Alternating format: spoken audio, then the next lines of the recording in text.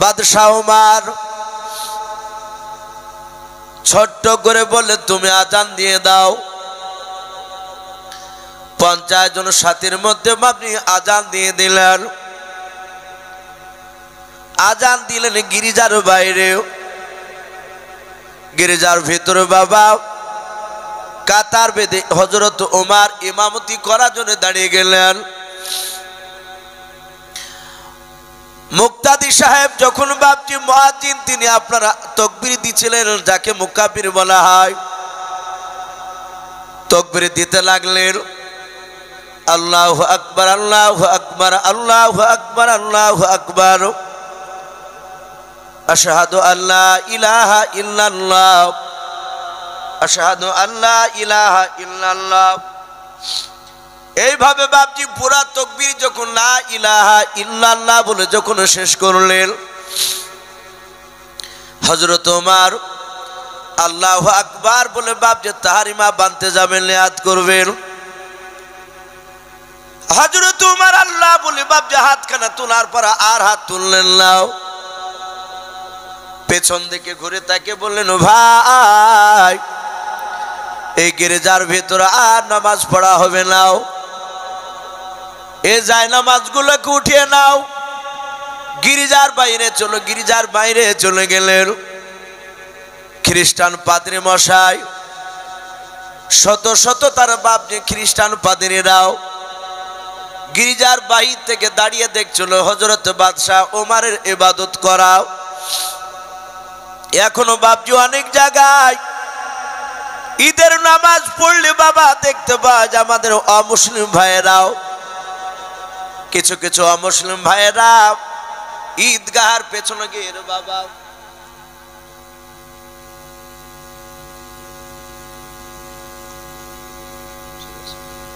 অসুবিধা হয়েছে, ডাক দিয়ে বললেন, নাই ও ইহুদি বাপ যে আপনার অমুসলিম ভাইয়েরা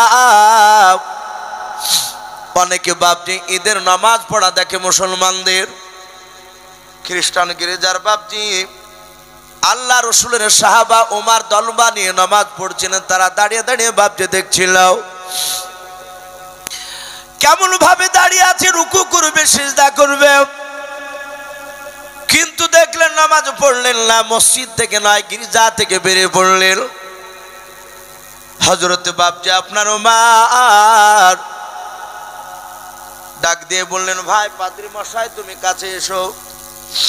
বলো গো বাদশা নামদার কেন আমাকে ডাকছো বলো? বলো ভাই এই গির্জার এরিয়া কতটা নিয়ে জায়গা আছে একটু তুমি আমাকে দেখিয়ে দাও।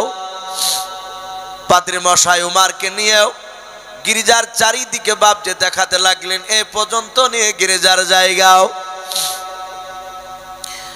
যখনই বাপজি দেখিয়ে দিলেন বললেন ওই ফাঁকা জায়গাটাও, পাদ্রী মশাই বললেন ওটা গির্জার জায়গা নয়, ওটা আমাদের ওই দেখেন বৃদ্ধ লোকটা দাঁড়িয়ে আছে, ওই খ্রিস্টান লোকের ওই জমির তিনি মালিকটাই নাকি বলে। হাও ওমর বললেন, শোনো আমি তোমাদের বাদশাহ,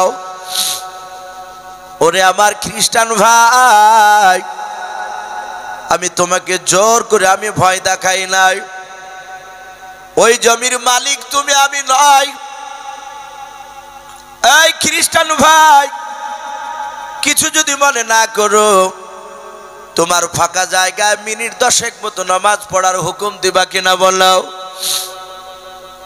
এই জন্য বাবা দেখবেন অনেক জায়গায় অনেক আমি দেখতে পেয়েছি বাপ যে জালসায় গিয়েও জালসার মাহফিলে হিন্দু ভাইয়ের বাপ যে জায়গায় করা হয় বাগালে, মুসলমানদের হয়তো এলাকায় ফাঁকা অত বড় জায়গা কারো নাই। কিছুদিন আগে বাপজি নদিয়াতে ছিলাম, কৃষ্ণনগর এলাকায় সেক্রেটারি সাহেব বললেন, হুজুর গোটা বাগানটা যে জালসা যে প্যান্ডেলটা একজন হিন্দু ভাইয়ের জায়গায়, আমরা অনুমতি নিয়েছি, উনি অনুমতি দিয়েছেন। মুসলমান জানে বিনা অনুমতিতে বাপজি অপরের জায়গায় নামাজ হবে না। তাই বাপজি আপনার ওমর বলেন, ভাই তুমি কিছু মনে করো নাও, ভেবো না যে ওমর বাদশাহ তোমাকে চাপ দিতেছে, ওরে ভাই, স্বইচ্ছায় যদি তুমি হুকুম দাও, মাত্র মিনিট 10 সময় লাগবে 2 রাকাত নামাজ পড়তে আমাদের।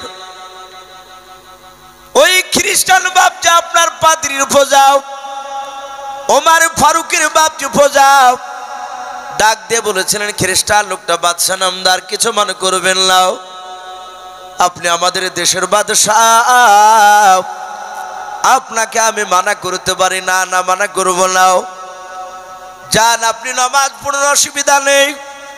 ওমর তার ফাঁকা জায়গায় বাপ যে যায় নামাজ বেছে দিয়ে নামাজ পড়তে লাগলেন। নামাজ হয়ে গেল। ওমর ফারুক রাদিয়াল্লাহু তাআলা আনহু বাবা চলে যাবেন। পাদ্রী মশাই বলেন, বাদশা নামদার, আমি একটা কথা বলবো আপনাকে। বলে কি কথাও? বলে হুজুর, গির্জার ভিতরে নামাজ পড়লেন না, প্রথমেই কেন বললেন না নামাজ পড়া হবে না?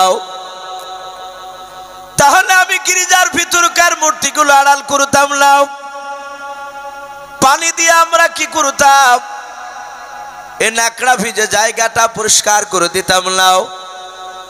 ওগো বাদশা নামদার, এত বড় কাজ করার পর আপনি নামাজ পড়তে গিয়ে কেন নামাজ পড়লেন না? ওমর ফারুক রাদিয়াল্লাহু তাআলা আনহু বলেছিলেন, পাদ্রী মশাই কিছু মনে করবা না। বলে না।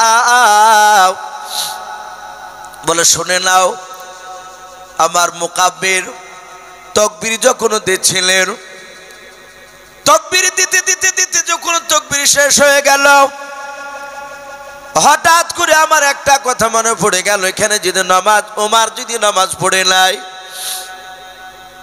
এটা গিরে যাও, ওমর নামাজ পড়ে নিলেও এটা ইতিহাসের পাতায় লেখা হয়ে যাবে, ওমর এই গির্জার ভিতরে নামাজ পড়েছিল। ওরে ভাই, ওমর ইন্তেকাল করার পর হয়তো 2-5 বছর, 2-4 বছর পর কোন মুসলমান আঙুল তুলে যেন না বলতে পারে এই গির্জার ভেতরে ওমর নামাজ পড়েছিলেন, এটা আমাদের মসজিদ ছিল। বলুন আল্লাহু আকবার। ওমর বলেন, এই কিয়ামত পর্যন্ত যেন কোনো লোক যেন আঙুল তুলে দাবি না করতে পারে যেখানে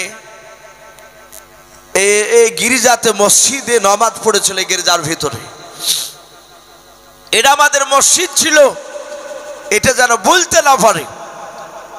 এই কারণে আমি গির্জা থেকে বেরিয়ে গিয়ে ফাঁকা জায়গায় গিয়ে নামাজ পড়লাম। ইসলামের ইতিহাস বাপজি সবাই পড়ে না। অমুসলিম ভাইদের মধ্যে থেকে বাপজি যারা ইসলামের বিরুদ্ধে খারাপ অপপ্রচার করে, তারা সঠিকভাবে বাপজি পড়ে না। আমি বলছিলাম, সে বুড়িমা, তার ভিতরে আতঙ্ক ধরে দিয়েছিল আবু জেহেলরা, হঠাৎ করে জায়গা জায়গা প্রচার করলো মুহাম্মদ সাল্লাল্লাহু আলাইহি ওয়াসাল্লামের কলেমা না পড়লে সে মেরে দিবে। বুড়িমা টাকার পুটলাটা মাথায় করে নিয়ে বাপজি নিয়ে যেতে পারছিল না, এত ভারী হয়েছিল। আর সেই রাস্তা দিয়ে দেখছো রাসূলুল্লাহ যাচ্ছেন, আর হঠাৎ করে বুড়িমা বলল, বেটা বেটা, আমি তোমার হাত ধরে বলছি, বাবা এই পুটলাটা একটু মাথায় করে নিয়ে আমার গন্তব্যস্থলে তুমি পৌঁছে দাও। আল্লাহ রসুল নবীজি আমার কোনো কথা না বললেন না, সাথে হাতে বাপজি পুটলাটা হাত দিয়ে তুলে নিলেন। বলে, বুড়িমা কোথায় নিয়ে যেতে হবে? বলে, বেটা আমি যেখানে যাব সেখানে চলো। আল্লাহ রসুল বাপজি পুটলা নিলেন, বুড়িমা বলছে, বেটা আগে আগে হাঁটো। নবীজি বললেন, না আগো বুড়িমা, আমি আগে আগে হাঁটবো না, আপনি বয়স্কা মা, আপনি বৃদ্ধা, আপনি আগে আগে হাঁটুন, আপনার পুটলা নিয়ে আমি পেছন পেছন হাঁটবো। রাসূলুল্লাহ তাকে সম্মান জানিয়ে বুড়িমা আগে আগে যায় আর রাসূলুল্লাহ পেছন পেছন যায়। বুড়িমা বেশ কিছুটা দূর যাওয়ার পর হাঁটতে পারে না, এলে গিয়েছে। ডাক দিয়ে বলেছিল, বেটাও এখানে দাঁড়াও, আমি হাঁটতে পারি নাই, একটু দম খেয়ে নে, আরাম করে নে। আল্লাহ রসুল মাথায় পুটলা করে নিয়ে নবীজি দাঁড়িয়ে আছে। বুড়ি মা বলে বেটা পুটলাটা নেমে দিয়ে তুমি দম খাও। নবী বলেন বুড়ি মা দম খাওয়া লাগবে না, আপনি দম খেয়ে নেন, আপনি যতটুকু নেবেন দম। আবার বুড়ি মা হাঁটে, নবীজি হাঁটতে লাগলেন। ঠিক বাপজি বুড়ি মা ভাবলো আমি নিরাপদে চলে এসেছে, আর বাঁধতে পারবে না মুহাম্মদ সাল্লাল্লাহু। বুড়ি মা বলল বেটা এখানে তুমি আমার এই পোটলাটা নামিয়ে দাও। আল্লাহর নবী নামিয়ে দিলেন। বুড়ি মা ডাক দিয়ে বলল বেটা তুমি যে পোটলা আমাকে নিয়ে এসে অনেকটা দূর তুমি উপকার করলেও, এর বিনিময়ে পারিশ্রমিক কত লাগবে তুমি বলো। আল্লাহর নবী বলেন বুড়ি মা এর বিনিময়ে টাকা লাগবে না। সঙ্গে সঙ্গে বুড়ি মা ডাক দিয়ে বলে বেটা মক্কা নগরী এত ভালো মানুষ আছে, তুমি টাকা নিবা না? বলে নাও। বলে বেটা রে আমি তোমাকে সাবধান করে দিয়েছি, আর তুমি মক্কা নগরে যেও নাও। আল্লাহর নবী বলেন কেন বুড়ি মা? বলে তুমি কি শোনো নাই মুহাম্মদ সাল্লাল্লাহু আলাইহি ওয়াসাল্লাম আব্দুল্লাহর সন্তান, নতুন দিনের দাওয়াত দেয়, ওই ব্যক্তির কলমা না পড়লে নাকি তলোয়ার দিয়ে তাকে জবাই করে দিয়েছে। ওরে বাবা সেই আব্দুল্লাহর ছেলে মুহাম্মদ সাল্লাল্লাহু আলাইহি ওয়াসাল্লামের ভয়ে আমি দেশ ছেড়ে পালিয়ে আসলাম। আল্লাহ রসুল মুচকে মুচকে হাসছে। বুড়ি মা চিনে নাও। ডাক দিয়ে বুড়ি মা বলি বেটা তোমার নাম কি, তোমার আব্বার নাম কি তুমি বলো। এত বড় উপকার করার পর যখন তুমি টাকা নেবা নাও। আল্লাহর নবী জনাবে মুহাম্মদ রাসূলুল্লাহ সাল্লাল্লাহু তাআলা আলাইহি ওয়াসাল্লাম ডাক দিয়ে বলেন বুড়ি মা আপনি আমাকে চিনতেন না? বলে নাও। ওগো বুড়ি মা যেই নবীর মহব্বত মুহাম্মদ সাল্লাল্লাহু আলাইহি ওয়াসাল্লামের ভয়ে, যেই নবীর ভয়ে আপনি দেশ ছেড়ে পালিয়ে যাচ্ছিলেন, পালিয়ে তোদের আসলেন, আর আপনার পুটলা যেই ব্যক্তি বয়ে নিয়ে সেখানে দিল গো, ওগো বুড়ি মা সে আব্দুল্লাহর সন্তান আমি মুহাম্মদ রাসূলুল্লাহ সাল্লাল্লাহু তাআলা আলাইহি ওয়াসাল্লাম। জাহাত বাপ যে নবীজির নাম করেছেন, নবী পরিচয় দিলেন। বুড়ি মা বিশ্ব নবীর চেহারার দিকে বাবা ফেল ফেল করে বাপজি চেয়ে আছে। ডাক দিয়ে বলল বাবা সত্যিকারে তুমি সেই নবী মুহাম্মদ সাল্লাল্লাহু আলাইহি ওয়াসাল্লাম? বলে হ্যাঁ। বুড়ি মা নবীর হাত ওখানা চেপে ধরল। চেপে ধরার পর আল্লাহ রসুলের মুখের দিকে তাকাচ্ছেন আর ফেল ফেল করেছে, চোখ দিয়ে পানি ঝরায়। আল্লাহর নবী বলেন বুড়ি মা তুমি কাঁদো কেন? ডাক দিয়ে বলে বাবা তুমি যদি প্রকৃতি নবী হও আমার মনে হয় তোমার দ্বারাই কোনো মানুষকে কষ্ট দেওয়া সম্ভব নয়। বলুন আলহামদুলিল্লাহ। ও বাপজি ভাইয়েরাও, এভাবে আবু জেহেল বিশ্ব নবীজির বিরোধিতা অনেক করেছিল রে ভাই। আমি আপনাদেরকে বলবো বাবা আপনারা সকলেই জানেন এটা মহিলা মাদ্রাসা জালসা বাবাও, কারণ বাপজি আপনারা অনেকেই টাকা দিয়েছেন, রাত্রি অনেক হয়ে যাচ্ছে বাবা। আমি আপনাদের কাছে অনুরোধ করে বলবো আল্লাহর নবী জনাবে মুহাম্মদ রাসূলুল্লাহ সাল্লাল্লাহু তাআলা আলাইহি ওয়াসাল্লামের দিনকে বাপজি সেই জামানায় বাপজি মিটিয়ে দেওয়ার চেষ্টা করেছিল বেঈমানেরা। আবু জেহেল উতবা সাইবারা এখনো বাপজি আবু জেহেল উতবা সাইবার উত্তরসূরি এখনো রয়ে গিয়েছে। এখনো অনেক বেঈমানরা তারা চাইছে রসুলের দিনকে বাপজি শেষ করে দেব, মুছে দেব। তাই ভাই আমি আপনাদেরকে বলবো যেহেতু রাত্রি হয়ে যাচ্ছে, কুয়াশা ভিতর দিয়ে চলে আসছে, অনেকে তাকাচ্ছে পেছন দিকে। তাই ভাই একটু অনুরোধ করব যেসব বাপজি ভাইরা আছেন, মা বোনেরা আছেন, একটু দয়া করে কয়েক মিনিট বাপজি, যার শেষ ভালো তার সব ভালো। আমি আপনাদের কাছে বাপজি 5,000 10,000 করে চাইবো না, যদি কোনো বাপজি কোনো ভাই শেষের বেলায় 200, 500, 1000 যদি কোনো আল্লাহর বান্দা বান্দি যদি থাকেন বাপজি গভীর রাত্রিবেলায় একটু আসি আল্লাহর দিনকে টিকে রাখার জন্য বাপজি একটু দেরি না করে আমরা না হলে 100 খান করে টাকা দেব ইনশাআল্লাহ। বাপজি একটু আসি। ওগো মা বোন, আমি শুনলাম আপনারা অনেকে আছেন, যদি থাকেন তাহলে মা বোনদেরকে বলবো আপনারা তো দিয়েছেন, আমি আবার অনুরোধ করব 50, 100, 10, 20 যার যা আছে টাকা ইনশাআল্লাহ একটু আল্লাহ রাস্তায় আল্লাহ রসুলের দিনকে টিকে রাখার জন্য এই মহিলা মাদ্রাসা ইনশাআল্লাহ গভীর রাত্রিবেলায় দানের হাতটা বাড়াবো ইনশাআল্লাহ। ভয় আসি ইনশাআল্লাহ। আমার পরে আরেকজন বক্তা আছেন, তিনি আসবেন। 200, 100, 500, 1000 ভাই সভাপতি ভাই এখানে একটু আসেন, আপনি যে টাকাটা ধরেন। এই দেখেন আল্লাহর একজন বান্দা 100 টাকা দিয়েছেন, উঠে আসেন এখানে। 100 টাকা দিয়েছেন, বলে না রে তাকবীর।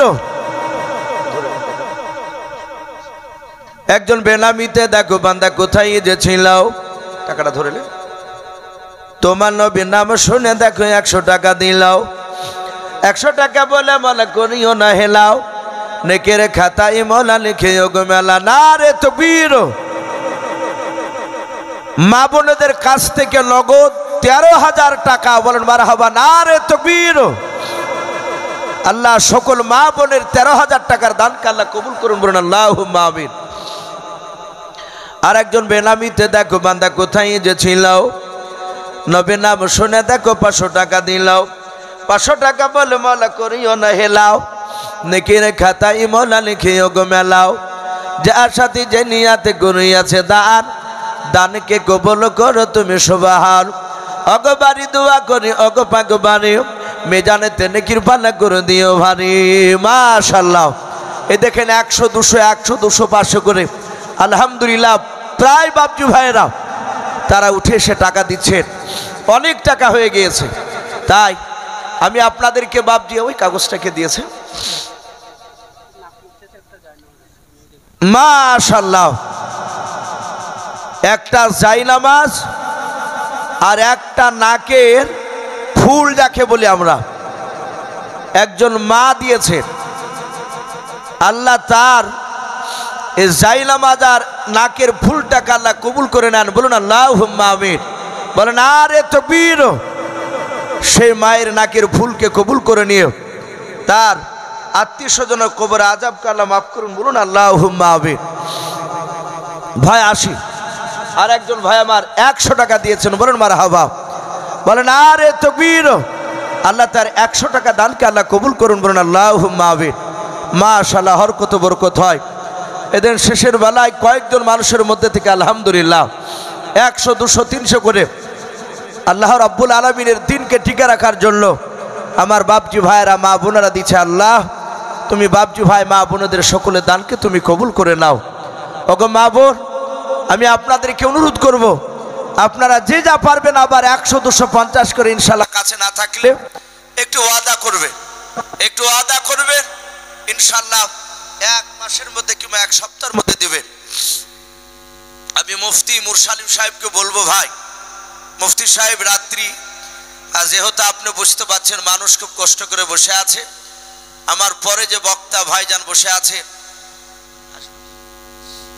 তো ভাই তো যাই হোক আর কয়েক মিনিটের মধ্যে ভাই একটু অনুরোধ করব, ভাই একটু আসি। এ দেখেন আর একজন বেনামিতে ভাই, না রে তাকবীর। আর একজন বেনামিতে ভাই আমার কোথায় যে ছিল, নবীর নাম শুনে দেখো 100 টাকা দিলাও। 100 টাকা বলে মনে করিও না হেলাও, নেকের খাতায় মোলা লিখিও গো মেলাও। যার সাথে যে নিয়াতে করিয়াছে দান, দানকে কবুল করো তুমি সুবহান।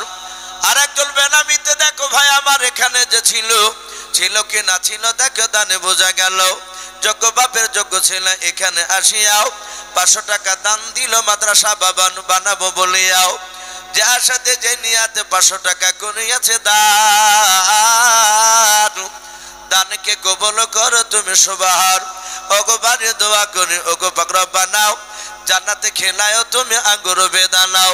আরো দোয়া করি মোলা তাহার জন্নতেও সুখে শান্তি রেখো তুমি দুনিয়ার বুকে আল্লাহুম্মা আমিন। ভাই আর শেষের বেলা কি হবে না ভাই?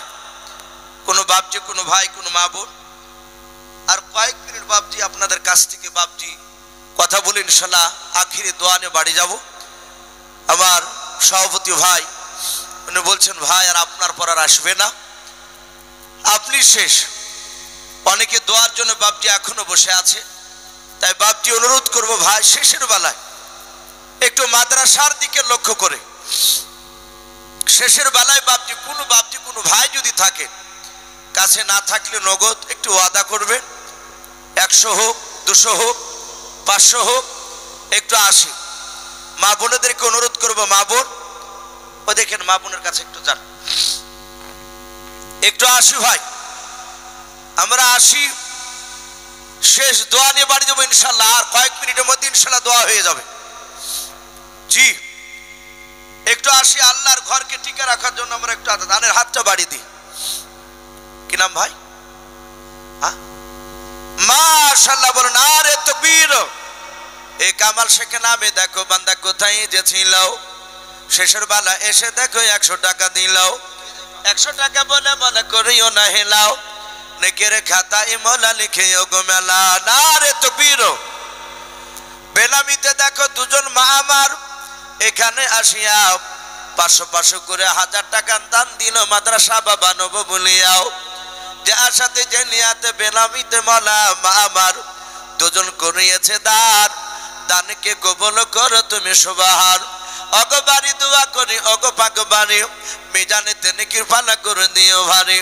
আরো দোয়া করি মোলা মা বোনের জন্য দেও সুখে শান্তি রেখো তুমি দুনিয়ার বুকে দেও। আমি পাপী গুনাহগার দোয়া নাহি জানি, মাদের জন্য দোয়া করবে ফাতেমা জননী আল্লাহুম্মা আমিন। আজো নবী গো আমার গড়াইয়া সংসার হিজরত করিলেন সোনার মদিনায়। বলে না রে তাকবীর। এই মোজাম্মেল নামে দেখো ভাই আমার কোথায় যে ছিল, শেষের বেলা এসে দেখো 1 বস্তা পেঁয়াজ দিয়ে গেল। যার সাথে যে নিয়াতে 1 বস্তা পেঁয়াজ করিয়াছে দান, দানকে কবুল করো তুমি সুবহান। ওগো বাড়ি দোয়া করি ওগো পাক বাড়ি মিজানেতে নেকির পালা করে দিও ভারী আল্লাহুম্মা আমিন। আজো নবী গো আমার গড়াইয়া সংসার হিজরত করিলেন সোনার মদিনায়। আর নবীর নামে দুরূদ পড়িলে, নবীর নামে ওই দুরূদ পড়িলে ওই হাবিয়া দু যখনি ভেজা ভাই।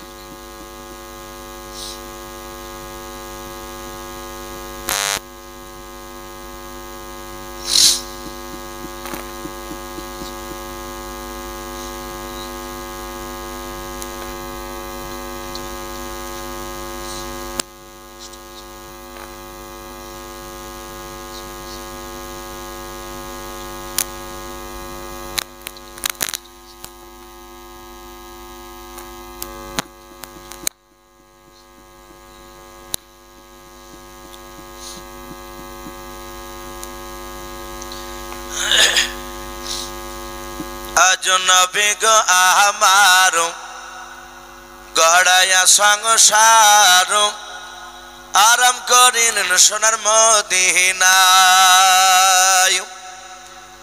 আর নবী উম্মতের মায়ায় এখনো কেঁদে যায়, নবী উম্মতের মায়ায় এখনো কেঁদে যায়। ওই আশিকের কান্দন বোঝা যায়। আজ নবী গো আমার গড়াইয়া সংসার হিজরত করিলেন সোনার মদিনায়। আর আব্দুল্লাহর পৃষ্ঠা হতে ওই মা আমিনার শেখে মেতে ওই জন্ম নিলেন নবী মক্কাতে। আজ নবী গো আমার গড়াইয়া সংসার হিজরত করিলেন সোনার মদিনায় আজ নবী গো আমার গড়াইয়া সংসার আরাম করিলেন সোনার মদিনায়। বাপজি আমার সোনা লালেরা, আর শেষের বেলায় কেউ নাই ভাই, আর একটা মানুষ বাপজি। আমরা একটু আসি, এদিন একজন ভাই এক বস্তা পেঁয়াজ দিয়েছে, কোন আল্লাহর বান্দা এখানে নাই, আর একজন ব্যক্তি এক বস্তা পেঁয়াজ দিন সোনা জোড়া হবে। আল্লাহ কোরআন পাকে বলেছেন আমা খলাকনাকুম আজওয়াজা, আমি প্রতিটা জিনিস জোড়া জোড়া তৈরি করেছি। জি ইনশাল্লাহ দোয়া হয়ে যাবে। আমি আপনাদেরকে অনুরোধ করব ভাইয়া, শেষের বেলায় একটা মানুষ ভাবছি এক বস্তা পেঁয়াজ হোক কিংবা 500 খান টাকা একটু আল্লাহ রাস্তায় রসুলের দিনকে টিকে রাখার জন্য একটু আমরা ওয়াদা করি। আজ বাপজি যার নয় কিছু মাল চেয়েছে রসুলের দরবারে, সাহাবায়ে কেরামরা জানের প্রতিযোগিতা করতে